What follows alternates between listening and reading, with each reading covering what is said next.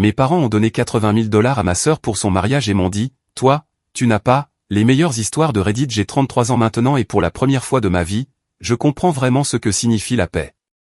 Mais si vous m'aviez dit il y a 2 ans que je vivrais dans une maison de 5 millions de $ dans une rue tranquille, loin de ma famille, j'aurais ri. À l'époque, j'essayais encore de mériter quelque chose dont je n'avais pas réalisé que je n'avais jamais eu besoin, l'approbation de mes parents. Je m'appelle Noah, et voici l'histoire de la façon dont ma famille m'a appris que parfois, s'en aller est la meilleure des vengeances. En grandissant, ma sœur Emma et moi n'aurions pas pu être plus différents. Elle était bruyante, charmante et savait toujours comment se faire aimer des gens. J'étais le plus discret, le gamin qui lisait des livres à table et préférait passer ses week-ends à réparer de vieux ordinateurs plutôt qu'à sortir. Mes parents avaient l'habitude de dire « Emma, c'est notre rayon de soleil ». Et je plaisantais en disant que ça faisait de moi le nuage. Ça a cessé d'être drôle au moment où j'ai réalisé qu'ils le pensaient vraiment. Emma était l'enfant chéri dans tous les sens du terme. Quand elle a voulu faire du ballet, ils lui ont acheté des chaussons sur mesure et ont payé des cours particuliers.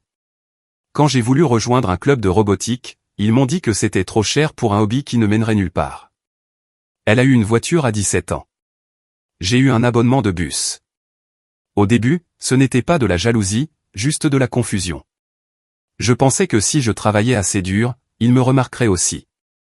Alors, je l'ai fait.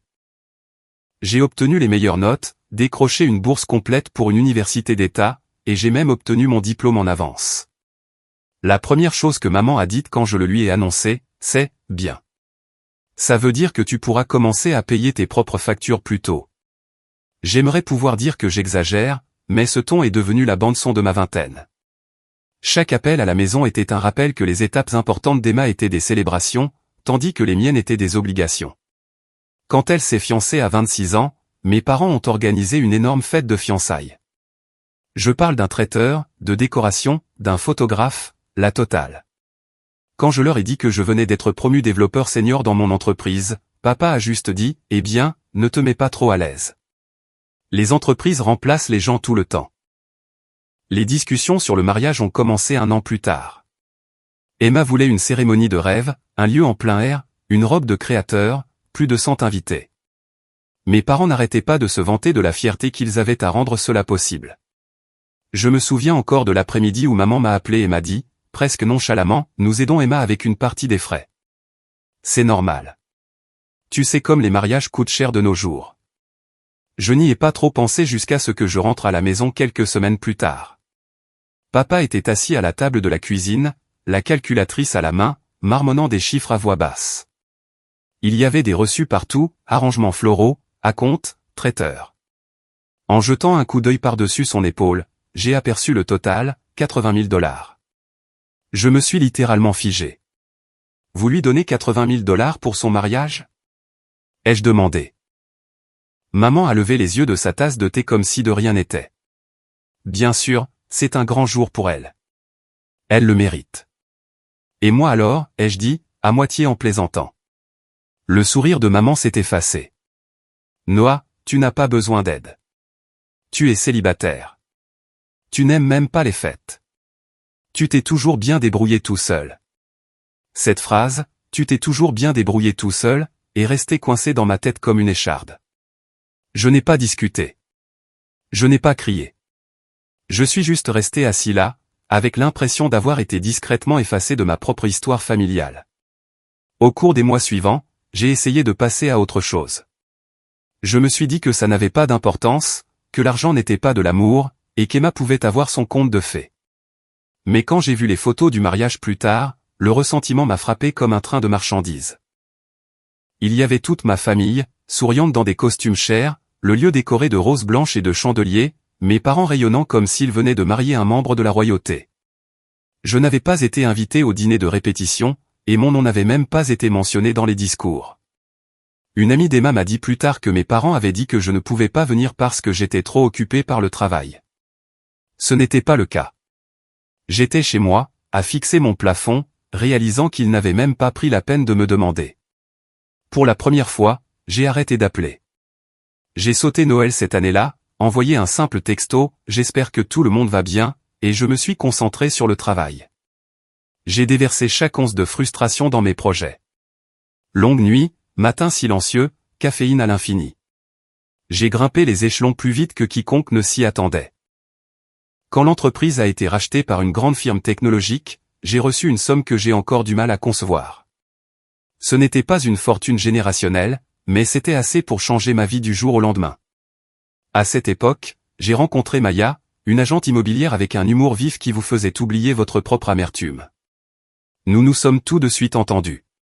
Pour la première fois, quelqu'un croyait vraiment en moi, sans condition. Nous avons d'abord acheté une maison modeste ensemble, et quand je lui ai parlé de ma famille, elle a dit quelque chose que je n'oublierai jamais: tu continues d'essayer d'acheter leur amour, Noah. Il est peut-être temps que tu investisses en toi-même à la place. Ça m'a profondément touché. Alors, je l'ai fait. J'ai lancé une société de conseil en logiciel avec une petite équipe de confiance. En un an, elle a explosé. Des clients du monde entier, des contrats valant plus que je n'aurais jamais pu l'imaginer. Le genre de succès que mes parents n'auraient jamais cru que j'atteindrais. Non pas qu'ils aient été là pour le voir. J'ai gardé mes distances. Pas de visite, pas d'appel, juste des messages polis de temps en temps pour les anniversaires. Puis, un après-midi, 2 ans après le mariage d'Emma, j'ai reçu un texto d'un numéro inconnu: Salut Noah, c'est maman. S'il te plaît, appelle-moi quand tu peux.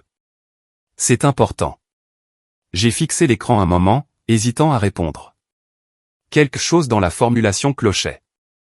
Cette politesse forcée qu'elle utilisait quand elle avait besoin de quelque chose. Contre toute attente, j'ai appelé. Sa voix est parvenue, tendue et tremblante. Noah, as-tu acheté une nouvelle maison? J'ai cligné des yeux. Oh, oui. Comment le sais-tu? Il y a eu une pause, puis un son étouffé, comme si elle couvrait le téléphone, suivi d'un soupir tremblant. Ta sœur est passée devant. Elle a dit. Elle a dit que c'est. C'est grand, Noah. Vraiment grand. Est-ce vrai? De quoi parles-tu, maman? Elle a dit que ça valait 5 millions de dollars. Sa voix s'est brisée sur le mot « million ». Elle m'a appelé en pleurant. Elle n'arrêtait pas de demander « Pourquoi a-t-il ça? Comment est-ce juste ?» Je n'ai rien dit pendant quelques secondes.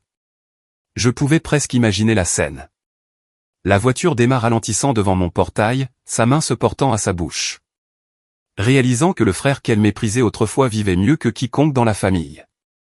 Le ton de maman a changé, d'où mes lourdes accusations.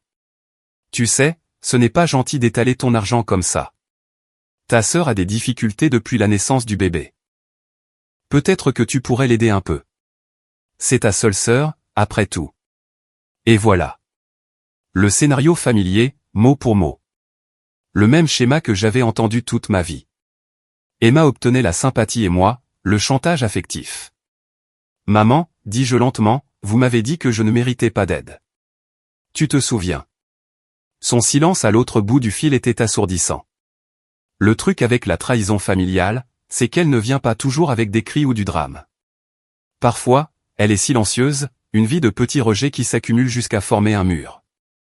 Et ce jour-là, debout près de ma fenêtre, regardant le soleil descendre sur les arbres de mon jardin, j'ai réalisé que j'étais enfin de l'autre côté de ce mur.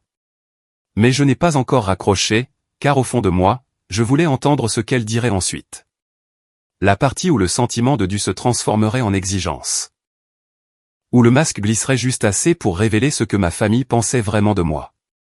C'est là qu'elle l'a dit. La phrase qui a tout changé. Et c'est exactement là que tout a commencé à s'effondrer. La voix de maman s'est fêlée, comme si elle avait répété son texte devant le miroir.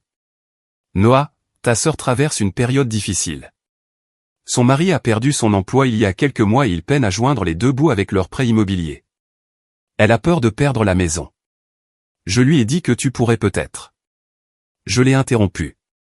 Je n'ai pas haussé le ton, mais c'était suffisant pour la faire taire. Tu lui as dit quoi, exactement? Que tu pourrais peut-être l'aider, dit-elle rapidement, comme si le dire vite rendait la chose inoffensive. Tu réussis si bien. Et c'est ta famille. C'est ce que fait la famille. Tu dois comprendre à quel point ça a été dur pour eux, surtout après le bébé. Alors, elle passe devant ma maison, t'appelle en pleurant sur le fait que c'est injuste, et ta solution est que je la tire d'affaire? Elle est à fleur de peau, Noah. Ne déforme pas mes propos. C'était ça, avec ma mère.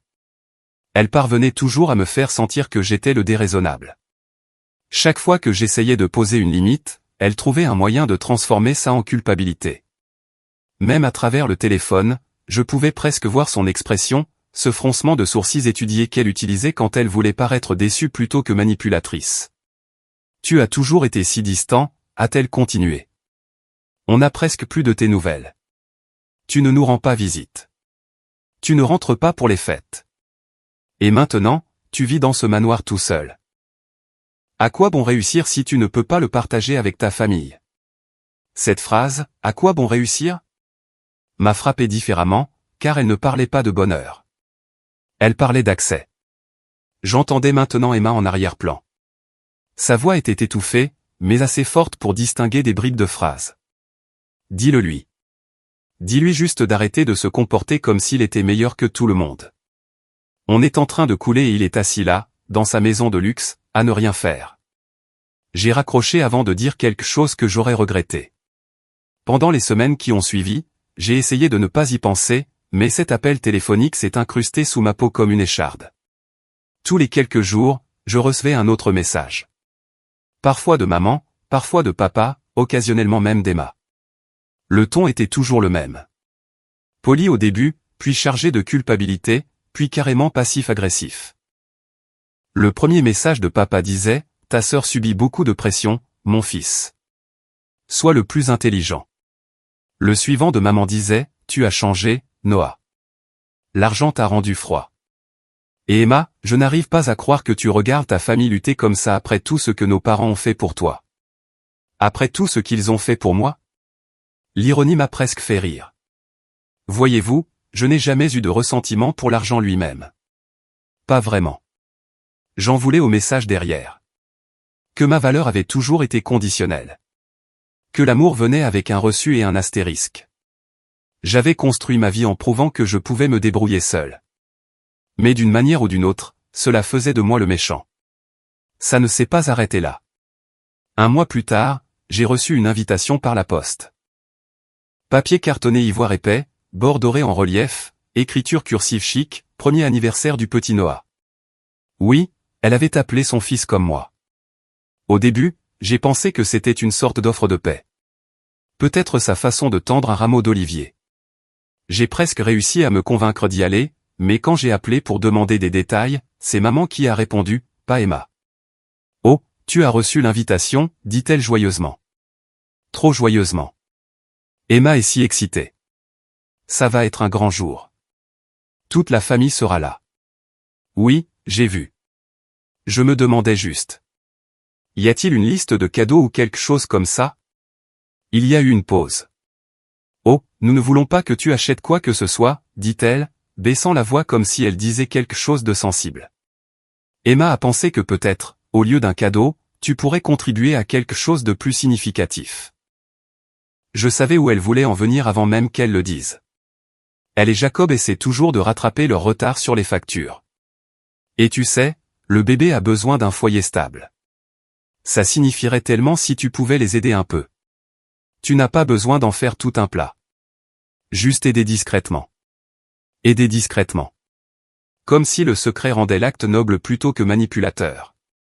Je n'ai même pas pris la peine de demander combien. Je lui ai juste dit que je ne viendrais pas. C'est laquelle a craqué. Tu es cruel, Noah. Sais-tu à quel point c'est embarrassant pour moi? Pour ton père? Tout le monde sait que tu réussis bien, et maintenant tu ne peux même pas te montrer parce que tu es trop fier pour aider ta propre sœur. Je ne suis pas fier, ai-je dit d'un ton plat. J'en ai fini. Et je le pensais.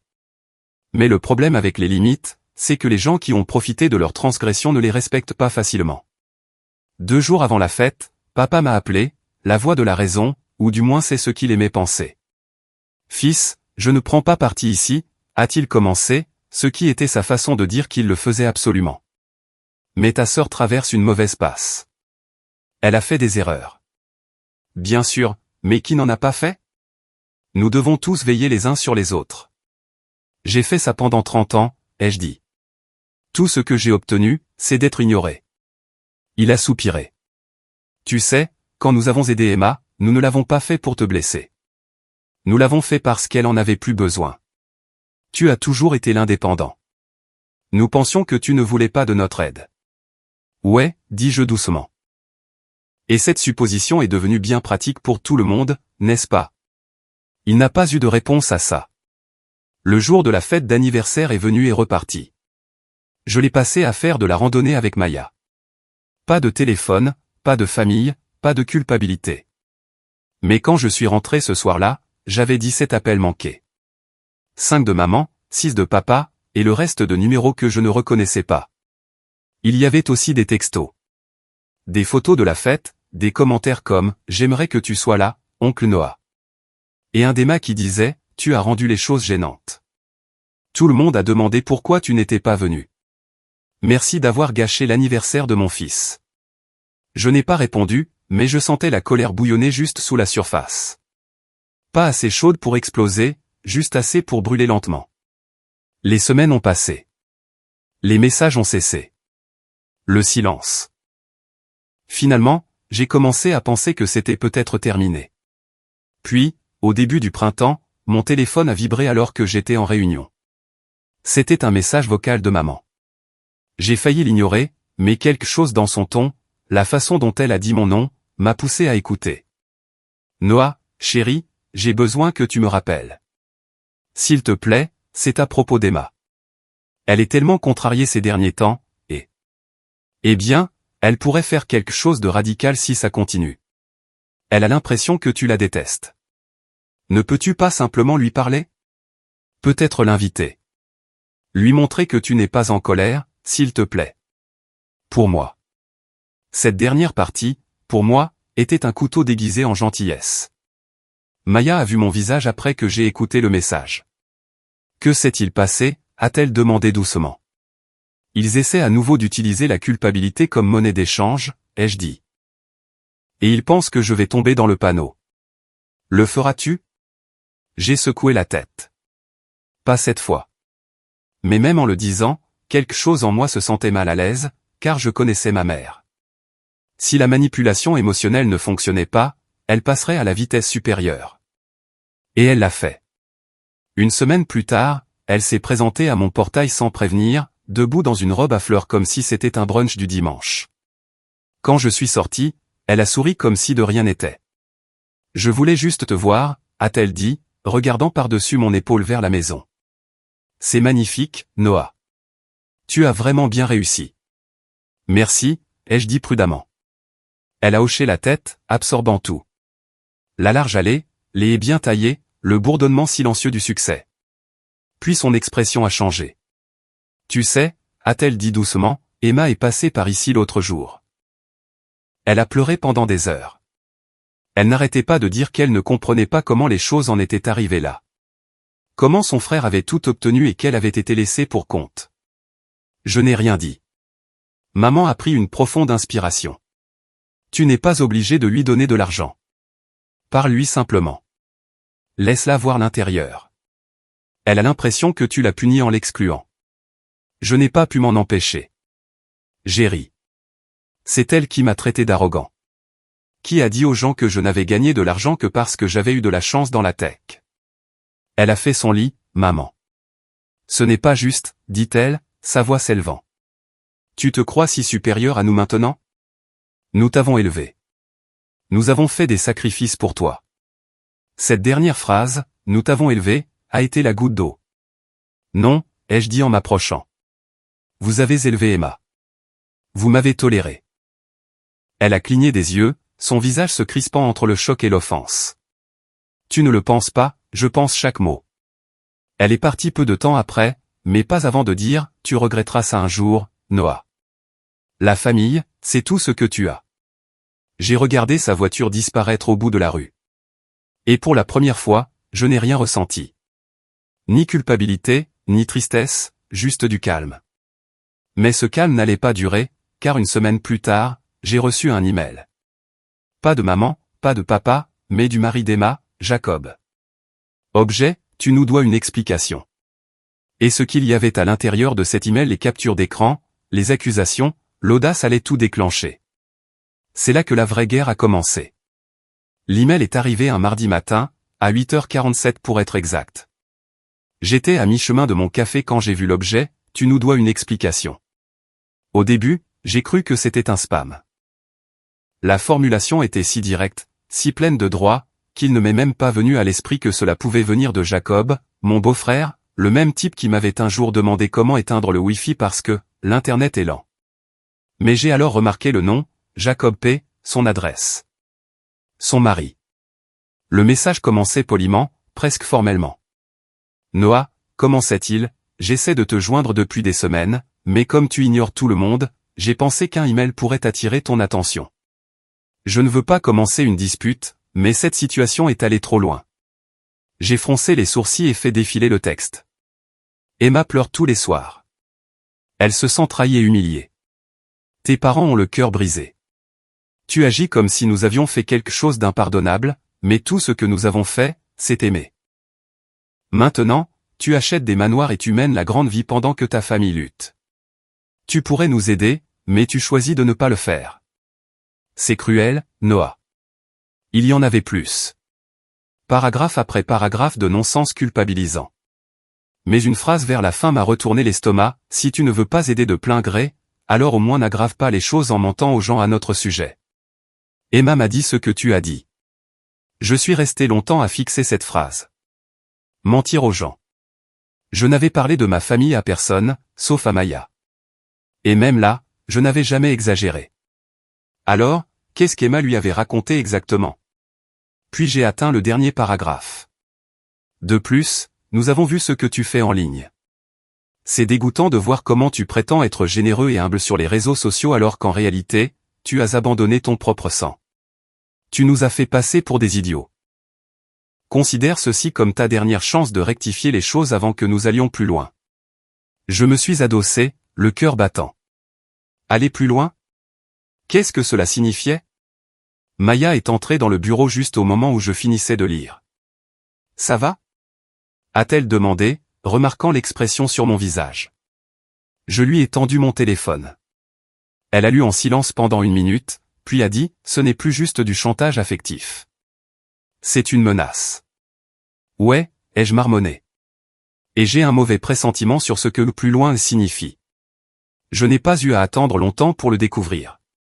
2 jours plus tard, je me suis réveillé sous une avalanche de notifications, emails, textos, et même quelques appels manqués de collègues. Quelque chose n'allait pas. Mon estomac s'est noué en ouvrant un des messages d'un client. Salut Noah. J'ai vu des trucs bizarres sur Facebook ce matin. Tout va bien? Facebook. Je l'utilisais à peine. Je n'avais rien posté depuis des années. Mes mains tremblaient en ouvrant l'application. La première chose que j'ai vue était une publication d'Emma. C'était une longue tirade émotionnelle. Des paragraphes de demi-vérité tordus en quelque chose de laid. Je n'aurais jamais pensé dire ça publiquement, mais je suis au bout du rouleau. Mon frère Noah, qui a grandi avec tous les privilèges, a tourné le dos à sa famille.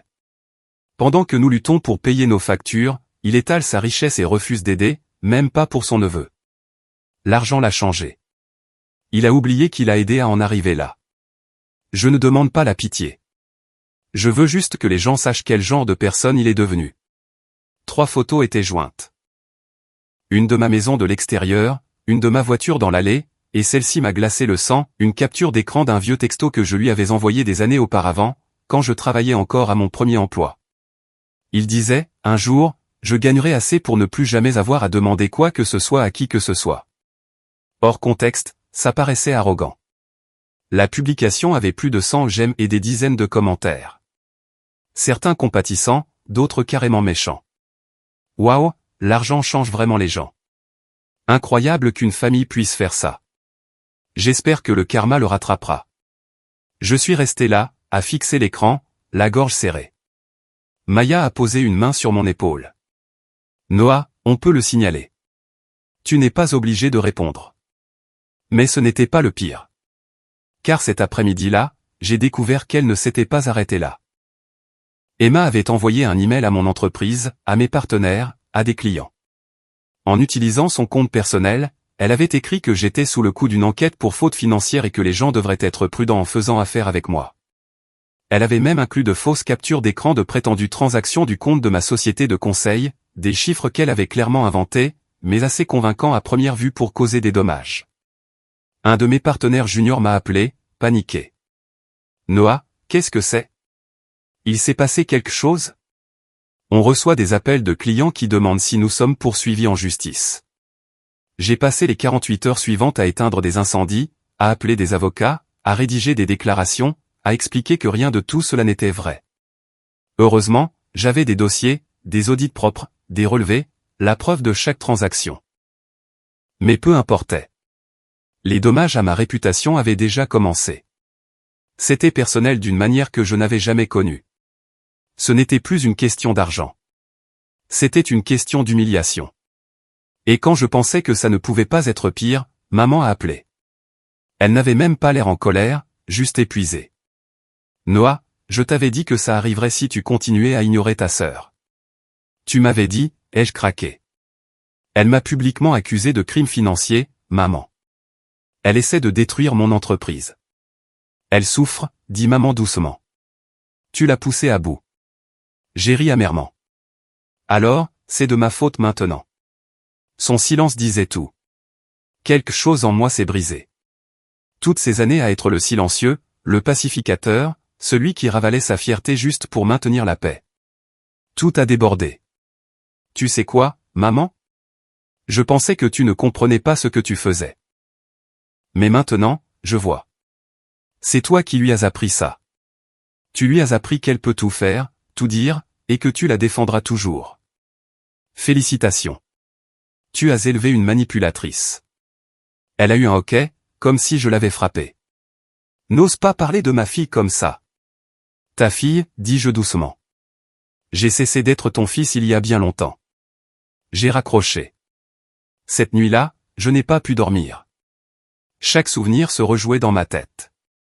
Chaque fois où j'avais été rejeté, moqué, ou fait pour me sentir petit. Et maintenant que j'avais enfin construit quelque chose par moi-même, ils essayaient de le démolir. Mais ce n'était plus seulement émotionnel. Le lendemain matin, j'ai reçu une alerte de mon comptable. Quelqu'un avait tenté d'accéder au compte financier de mon entreprise en utilisant une demande de réinitialisation de mot de passe, à 2 reprises. L'adresse IP remontait à une petite ville, la même où vivaient mes parents et Emma. Je suis resté assis là, à fixer l'email pendant un long moment, sentant quelque chose changer en moi. Le genre de colère froide et délibérée qui n'explose pas. Elle calcule. Quand Maya est descendue, j'étais déjà devant mon ordinateur, en train de taper. J'ai fini de jouer gentiment, ai-je dit. Elle ne m'a pas arrêté. Elle a juste hoché la tête. Alors, fais-le bien. Pas de cris, pas d'émotion, juste des faits. Et c'est exactement ce que j'ai fait. J'ai commencé à rassembler des preuves, capture d'écran de chaque message, de chaque fausse affirmation, de chaque tentative financière. J'ai documenté les relevés de l'entreprise, retracé les journaux d'adresse IP, contacté mon avocat et même fait appel à un enquêteur en cybersécurité. Les résultats. Disons simplement qu'Emma et Jacob avaient été très négligents. Ils avaient utilisé leur Wi-Fi domestique pour tout, y compris les faux emails. Chaque message qu'ils avaient envoyé en se faisant passer pour anonyme menait directement à leur adresse. Pourtant, je n'ai pas agi immédiatement. Je voulais m'assurer que lorsque je frapperais, ce serait irréversible. Et puis, la goutte d'eau finale est arrivée. J'étais en visioconférence avec l'un de nos clients internationaux quand il a dit, presque hésitant, « Noah, je déteste aborder ce sujet, mais un de vos proches a contacté directement notre entreprise. A dit que vous aviez menti sur vos qualifications. » Mon estomac s'est noué. Qui? Il a hésité. Elle s'est présentée comme Emma. A prétendu être votre sœur. C'était fini. Elle était passée du drame familial mesquin au sabotage pur et simple. J'ai terminé l'appel, fermé mon ordinateur et suis resté assis là un moment, laissant le silence s'installer autour de moi. Dehors, le soleil de l'après-midi était chaud, le monde paisible, complètement inconscient de la tempête qui se préparait en moi. Quand j'ai finalement parlé, ma voix était calme. Elle veut ruiner ma vie, ai-je dit. Très bien, voyons comment elle aime ça quand la vérité éclatera. Maya n'a même pas demandé ce que je voulais dire. Elle a juste dit, alors, il est temps. Parce qu'à ce moment-là, je savais déjà comment y mettre fin. Pas avec la colère, pas avec des cris, mais avec des preuves. Des preuves réelles, indéniables, qui retourneraient toute la famille contre elle et exposeraient exactement quel genre de personne elle était devenue. J'avais juste besoin d'une dernière chose avant d'appuyer sur la gâchette. Et cela est arrivé quelques jours plus tard, sous la forme d'une lettre inattendue qui a atterri dans ma boîte aux lettres. L'adresse de l'expéditeur, la maison de mes parents. L'expéditeur, mon père. À l'intérieur se trouvait quelque chose qui m'a glacé les mains. Quelque chose que je ne m'attendais pas à voir en 1000 ans. Et c'est là que j'ai réalisé que ce n'était plus seulement à propos d'Emma. C'était à propos de tous. L'enveloppe était épaisse, plus lourde que le courrier normal. L'écriture de mon père était soignée, délibérée, le genre qu'il utilisait quand il voulait paraître calme, même quand il ne l'était pas. Je me suis assis à l'îlot de la cuisine, le soleil du matin filtrant à travers les stores, à la fixer un moment avant de l'ouvrir. Quelque chose dans cette lettre semblait définitif. À l'intérieur se trouvait une seule feuille de papier pliée en deux et un document imprimé en dessous. La première page était écrite de la voix de mon père, mesurée, diplomatique et suintant de ce genre de fausse civilité qui m'a toujours mis mal à l'aise. Noah, ta mère et moi avons beaucoup parlé de tout ce qui s'est passé. Nous sommes inquiets de la façon dont les choses dégénèrent. Nous ne pouvons pas continuer à prétendre que c'est juste un malentendu entre frères et sœurs. Tu as coupé la communication, tu t'es isolé, et maintenant tu as engagé des avocats pour menacer ta propre famille. Ce n'est pas comme ça que nous t'avons élevé. Nous avons décidé qu'il valait mieux nous séparer formellement de toutes tes affaires commerciales ou financières.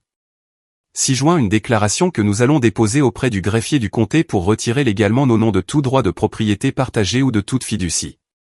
Nous espérons qu'un jour tu reviendras à la raison et que tu réaliseras que la famille compte plus que l'argent. Papa. Pendant un instant, je n'ai pas compris. Droit de propriété partagé, fiducie. Je ne partageais rien avec eux. Pas légalement.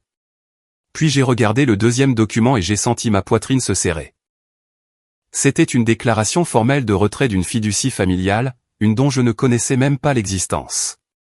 Je l'ai lu 3 fois, essayant de comprendre ce que cela signifiait. Mon père avait listé mon nom à côté de celui de ma sœur, du leur, et de quelque chose appelé le « Fonds familial Patterson », apparemment établi il y a 20 ans. Mon nom apparaissait comme bénéficiaire, mais je n'en avais jamais vu ni entendu parler de ma vie. Quand Maya est entrée dans la cuisine, je devais avoir l'air pâle car elle a immédiatement dit « Que s'est-il passé ?»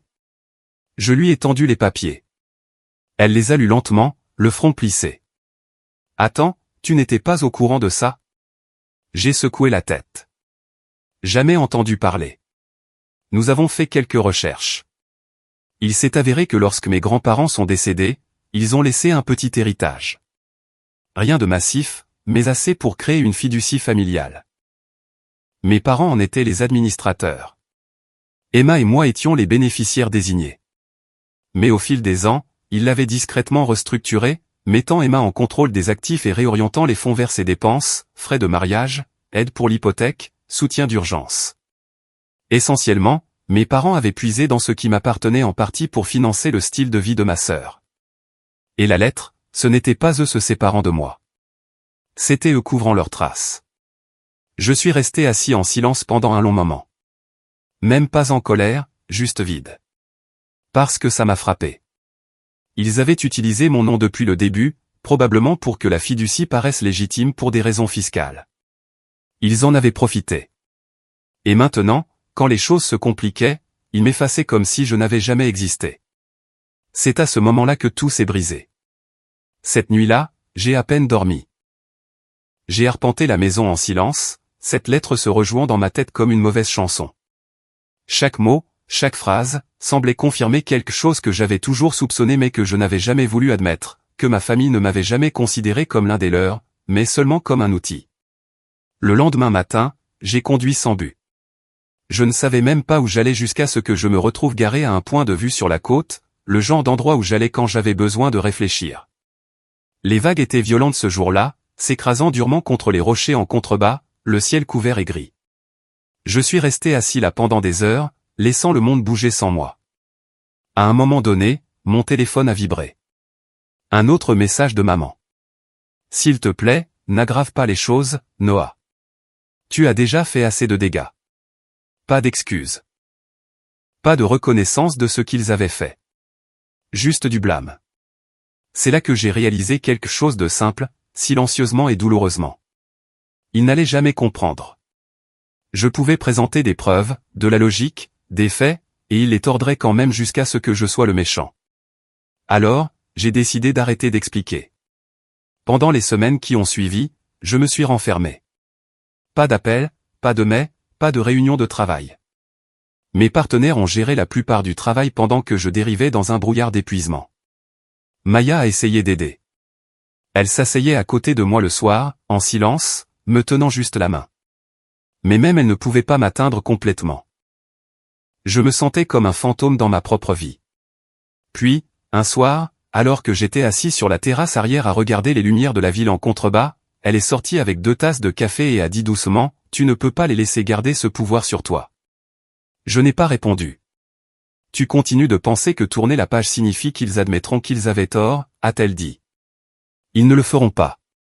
Certaines personnes préfèrent réécrire l'histoire plutôt que d'y faire face. » Ces mots sont restés en suspens dans l'air.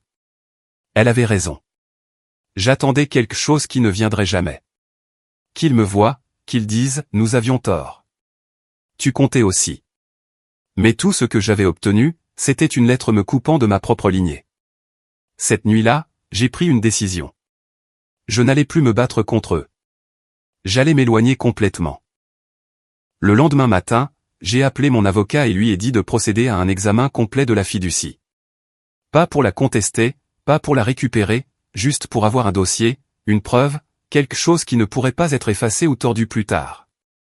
Puis j'ai appelé mon comptable et j'ai commencé le processus de mise hors de portée de tous mes liens financiers, nouveaux comptes, nouvelle couche de sécurité, même une nouvelle structure de société à responsabilité limitée sous un nom différent.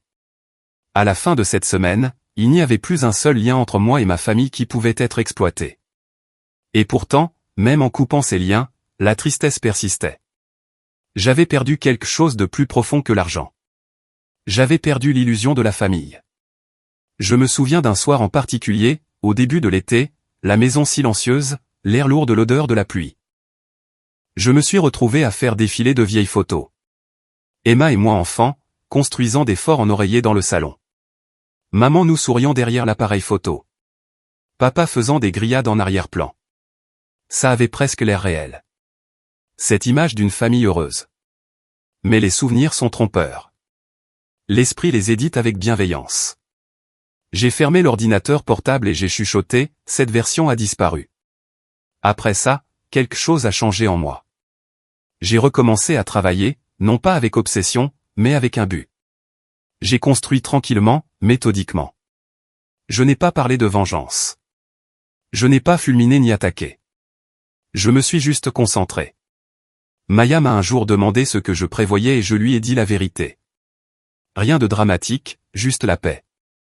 Mais si la vérité éclate un jour, et elle le fera, je veux être prêt. Les mois ont passé. Les appels ont ralenti puis se sont arrêtés. Les publications sur Facebook ont été supprimées, probablement parce que la lettre de l'avocat les avait finalement atteintes. J'ai commencé à me sentir à nouveau humain.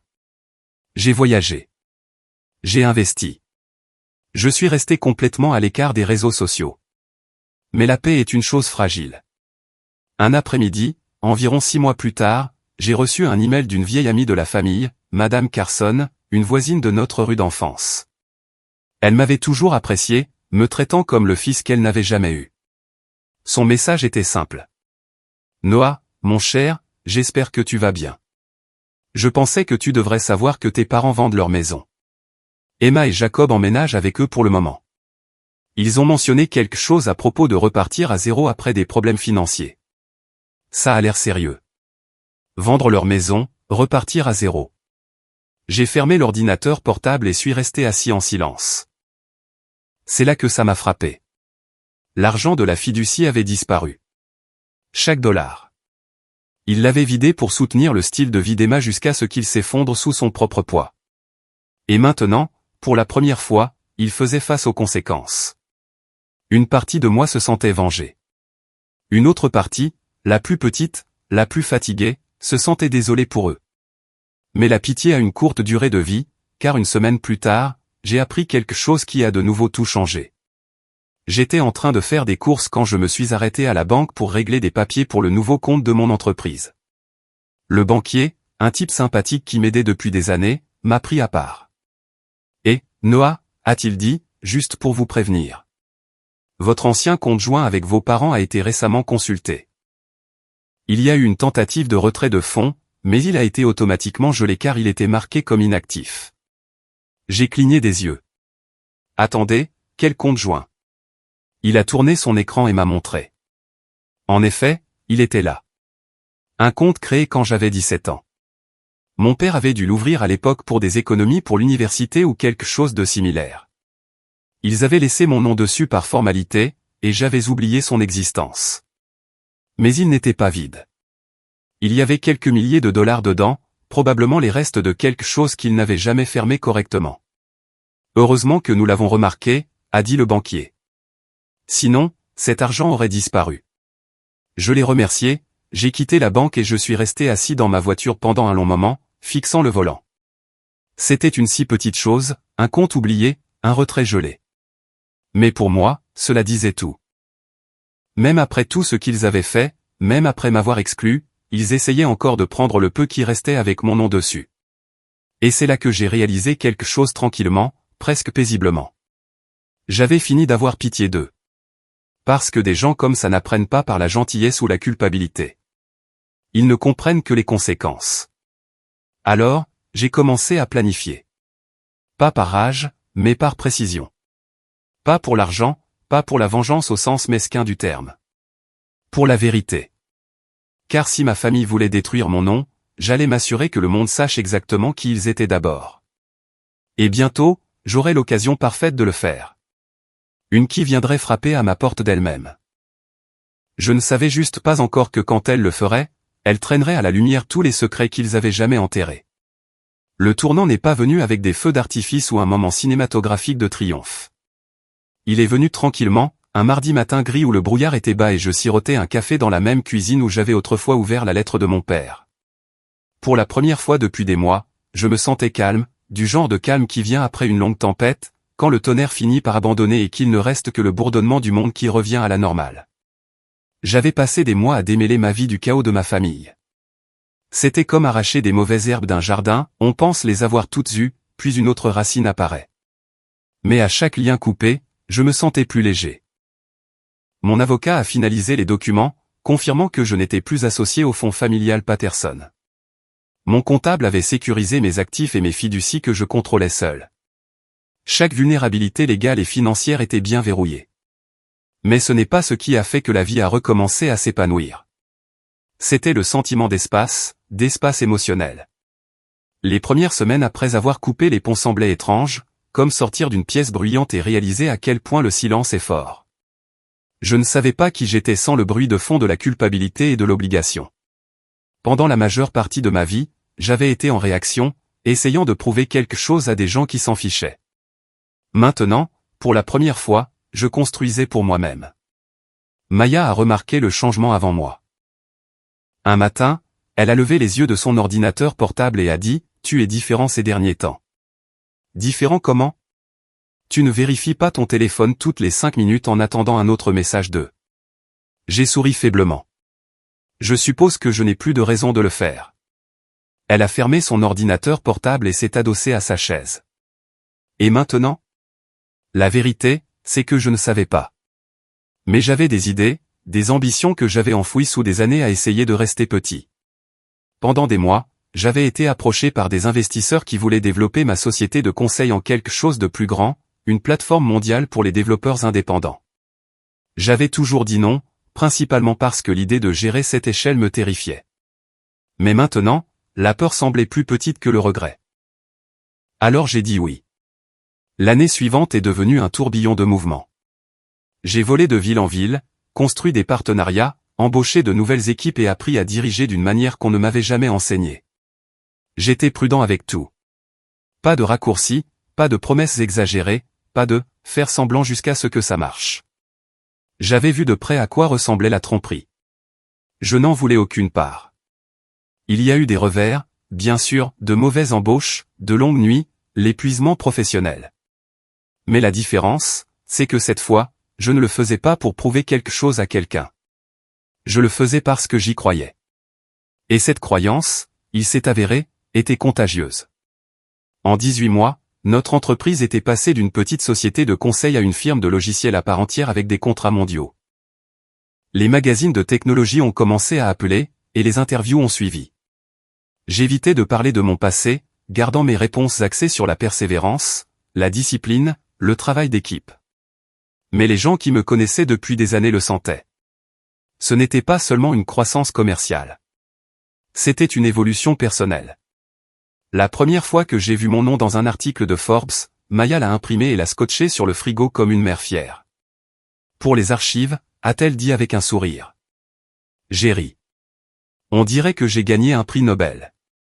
En quelque sorte, a-t-elle plaisanté. La version tech.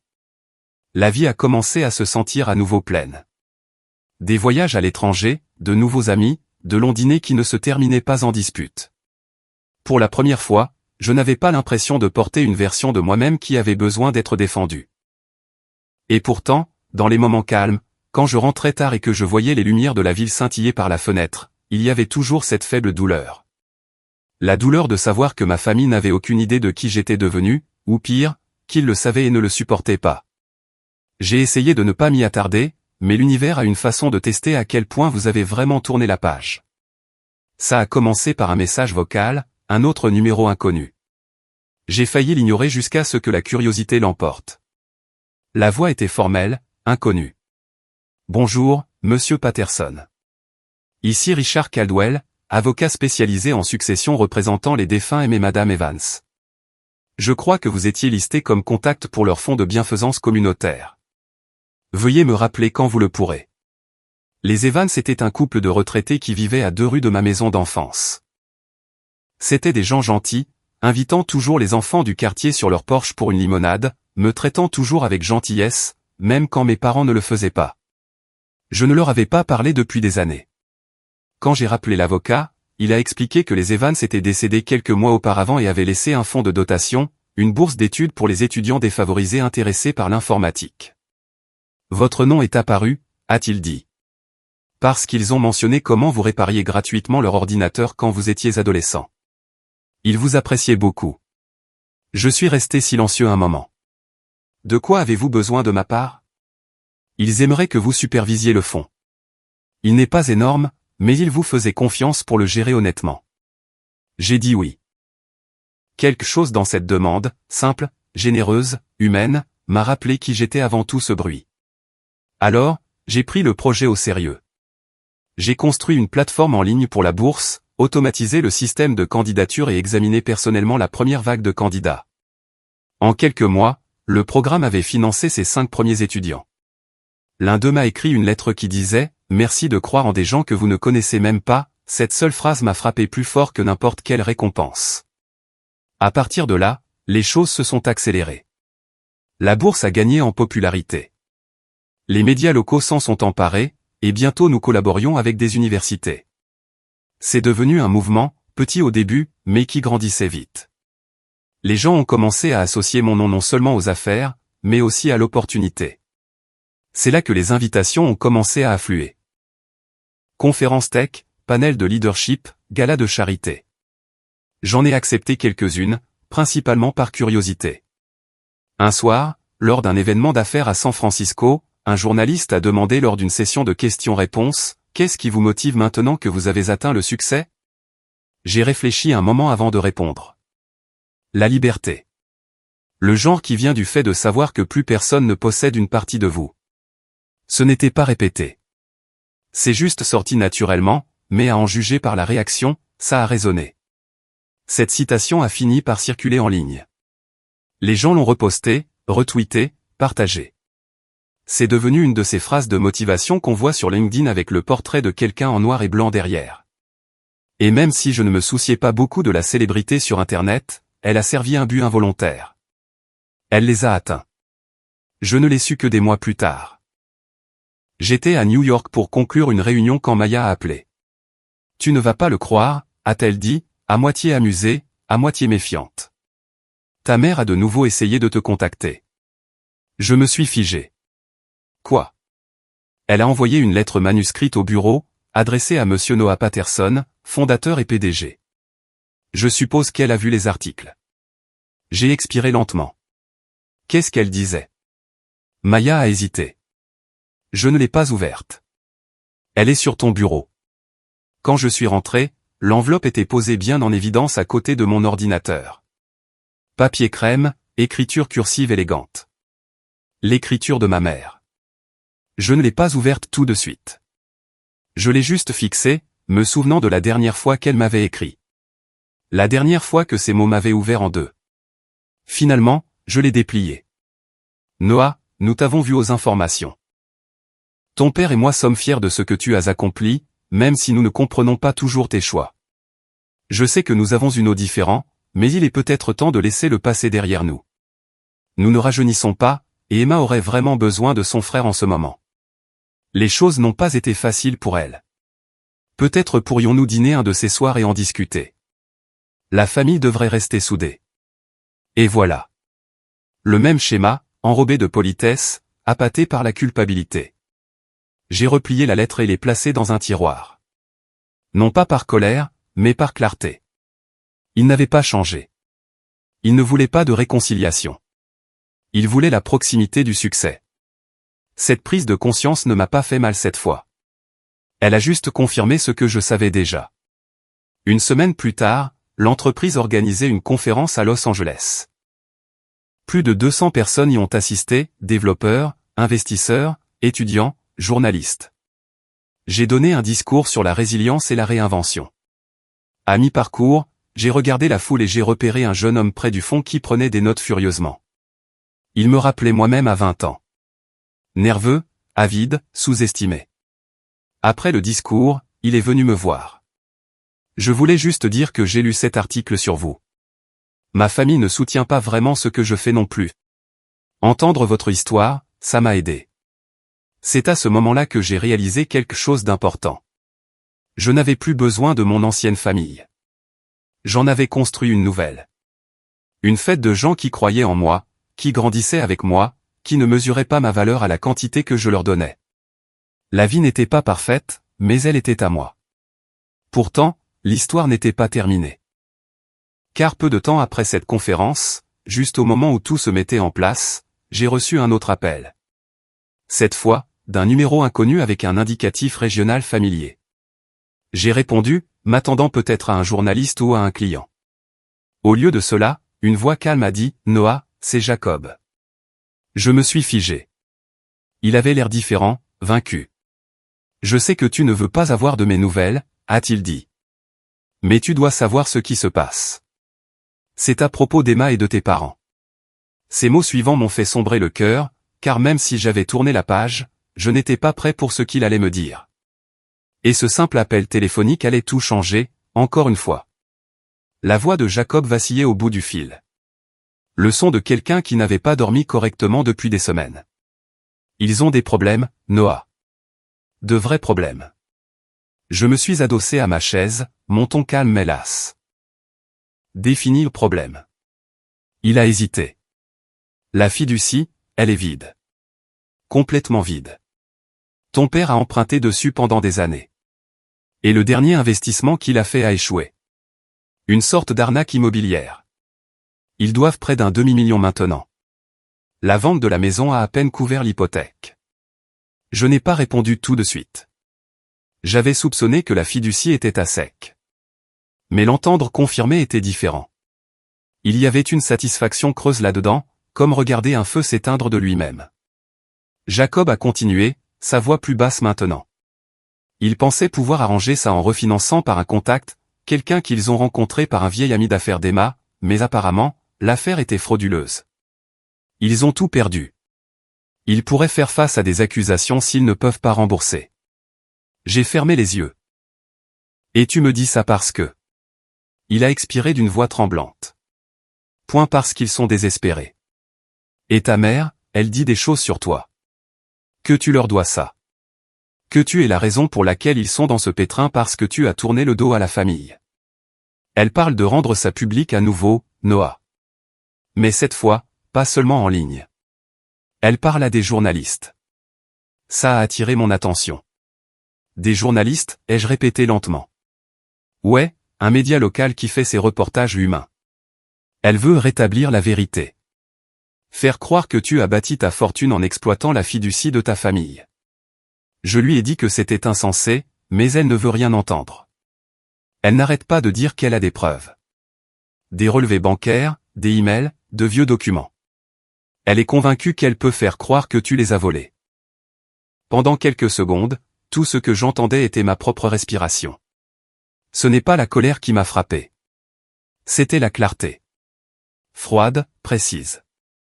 Jacob, ai-je dit doucement. Merci de me l'avoir dit. Il a soupiré.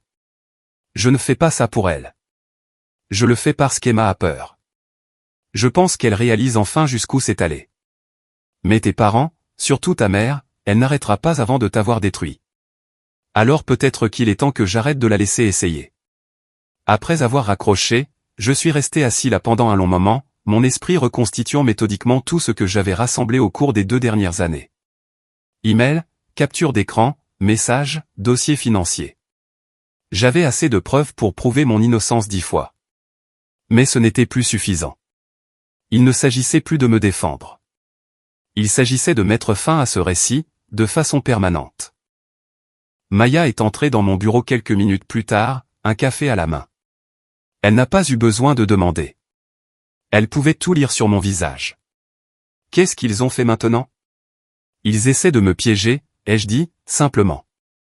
Ses sourcils se sont haussés, mais elle n'avait pas l'air surprise. Alors, il est temps de dire la vérité. J'ai hoché la tête. Toute la vérité. Au cours de la semaine suivante, j'ai tout mis en branle.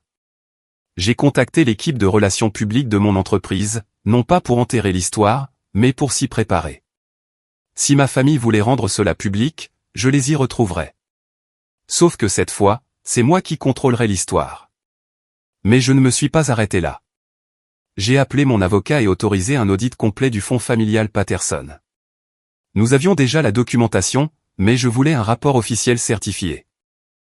Je voulais que chaque transaction soit tracée, chaque centime détourné, chaque prêt contracté, chaque dépense étiquetée sous le nom de « soutien à Emma ».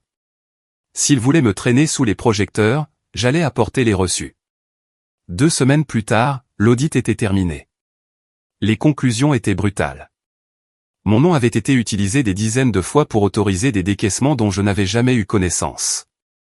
Mes parents avaient falsifié des formulaires de consentement numérique en utilisant un ancien modèle de ma signature électronique datant de l'époque où je travaillais pour eux, des années auparavant. Ils m'avaient effectivement volé sous mon propre nom. Et maintenant, face à la ruine financière, ils s'apprêtaient à m'accuser publiquement de l'avoir fait. Alors, j'ai attendu. 3 jours plus tard, c'est arrivé. Un article est paru dans le Midland Tribune intitulé « La famille d'un PDG de la tech crie à la trahison, il a bâti son empire avec notre argent ». L'histoire était remplie de citations émouvantes de ma mère et de mon père. Emma n'était pas citée, probablement trop honteuse ou trop effrayée pour y ajouter son nom. L'article les dépeignait comme des parents sympathiques et en difficulté, laissés pour compte par un fils avide. Ce qu'ils ne savaient pas, c'est que je m'y attendais. Ce soir-là, ma déclaration était prête. Calme, mesurée, professionnelle.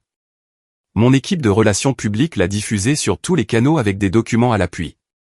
Pas d'opinion, juste des faits. Toutes les activités financières liées à la fiducie familiale Patterson ont été menées sans mon consentement. J'ai pleinement coopéré avec les autorités et j'ai soumis des audits vérifiés prouvant l'utilisation abusive de mon nom et de mes actifs par d'autres parties. J'espère que les personnes impliquées obtiendront l'aide dont elles ont besoin. Je ne ferai aucun autre commentaire. Mais il y avait une chose de plus. Parallèlement à cette déclaration, j'ai mis en ligne une série de documents publics dans un référentiel juridique partagé, accessible aux journalistes, aux enquêteurs et au public. Anonymisé pour la confidentialité, mais complet. L'audit, les signatures électroniques falsifiées, les journaux de transaction, chaque élément de preuve montrant exactement comment l'argent avait été drainé. Et en quelques heures, le récit s'est inversé.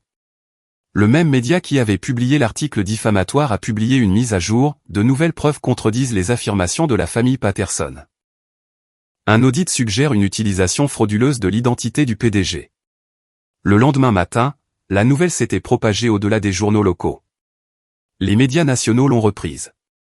Blogs financiers, sites de technologie, même quelques podcasts sur l'éthique des affaires. L'histoire n'était plus celle de moi, le méchant. C'était celle d'un scandale familial, d'une trahison qui allait dans l'autre sens.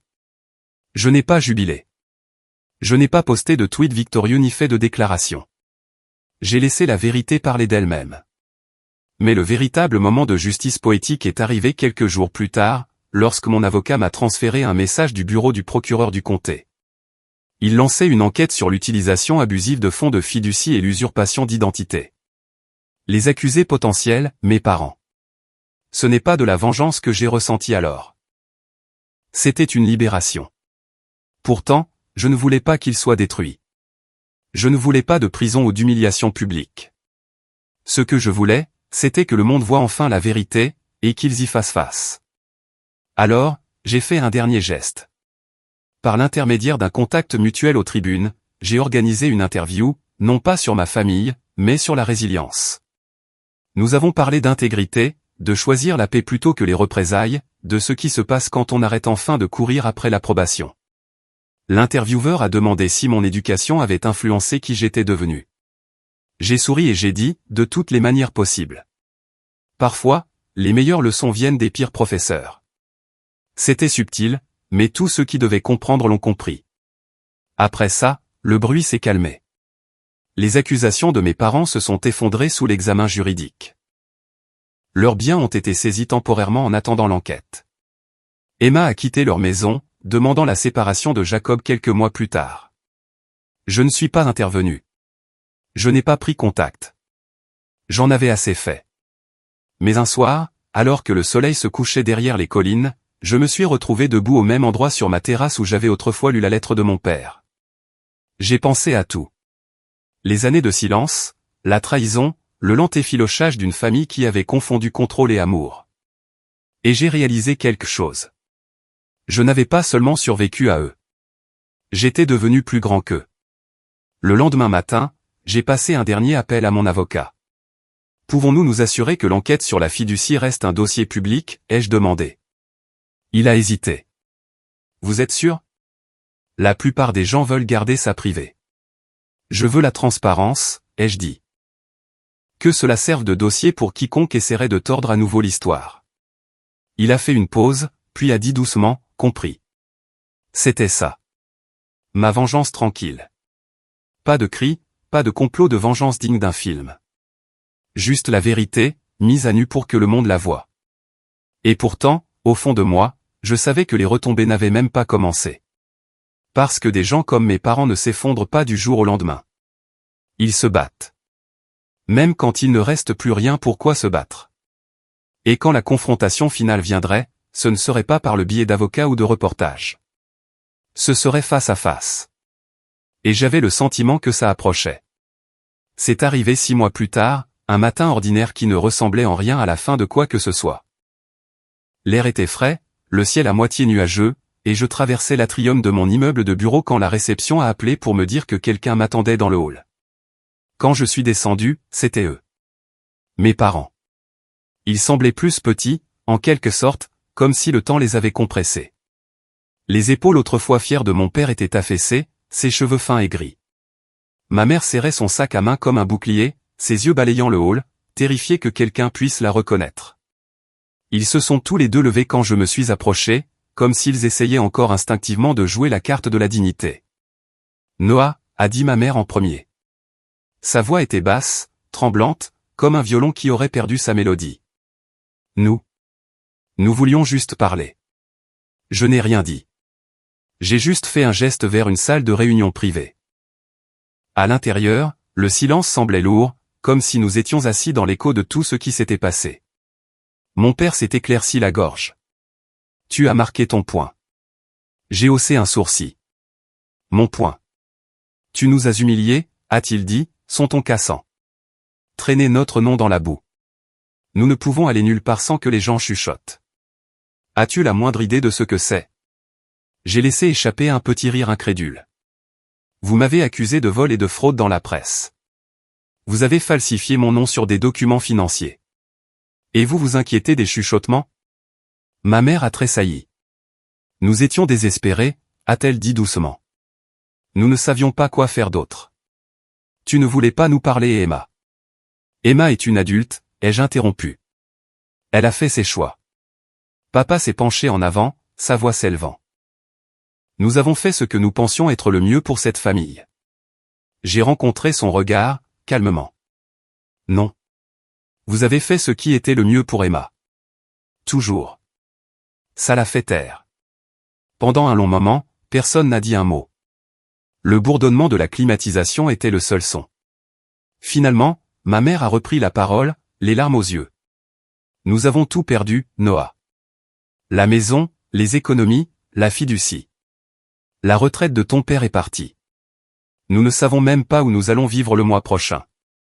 Je l'ai observé attentivement. La culpabilité, le désespoir, tout y était.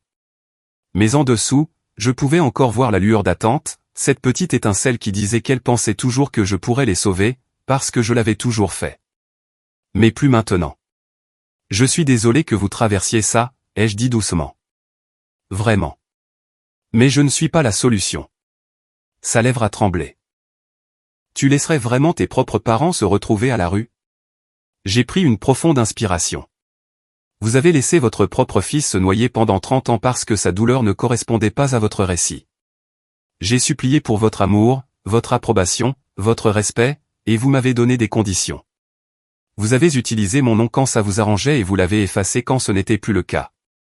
Alors oui, j'ai fini de sauver des gens qui n'ont jamais voulu que j'existe par moi-même. Elle m'a regardé, sans voix. Mon père a baissé les yeux sur la table, sa mâchoire se contractant comme s'il voulait parler mais ne le pouvait pas. Je me suis levé. Il y a un fonds, ai-je dit finalement. Pour les familles qui ont besoin d'un logement d'urgence. Je ferai un don en vos noms. Vous pourrez postuler si vous remplissez les conditions. La tête de mon père s'est relevée d'un coup. Tu penses que nous sommes la charité? J'ai soutenu son regard, impassible. Je pense que c'est tout ce qu'il reste. Il s'est levé aussi, son visage rouge, tremblant d'un mélange de rage et de honte. Tu regretteras ça, a-t-il sifflé. Un jour, tu réaliseras que l'argent ne peut pas combler le vide où la famille devrait être. J'ai incliné la tête. Tu as raison. Mais la paix le peut. Il s'est figé à ces mots. Ma mère s'est mise à pleurer silencieusement alors que je me dirigeais vers la porte. J'ai fait une pause, juste une seconde, assez longtemps pour dire ce que j'avais voulu dire toute ma vie. Je vous pardonne, ai-je dit doucement. Mais ça ne veut pas dire que je vous laisserai me blesser à nouveau. Et puis je suis sorti. Ils ne m'ont pas suivi. Une semaine plus tard, j'ai appris par un contact mutuel qu'ils avaient emménagé dans un petit appartement en périphérie de la ville. L'enquête s'est terminée sans inculpation, juste une marque permanente sur leur dossier et la confiscation de tout ce qu'il leur restait. Emma a fait faillite, a déménagé hors de l'État et a recommencé à travailler. Je n'ai jamais pris contact, et elle n'a jamais appelé. Le bruit s'est enfin arrêté.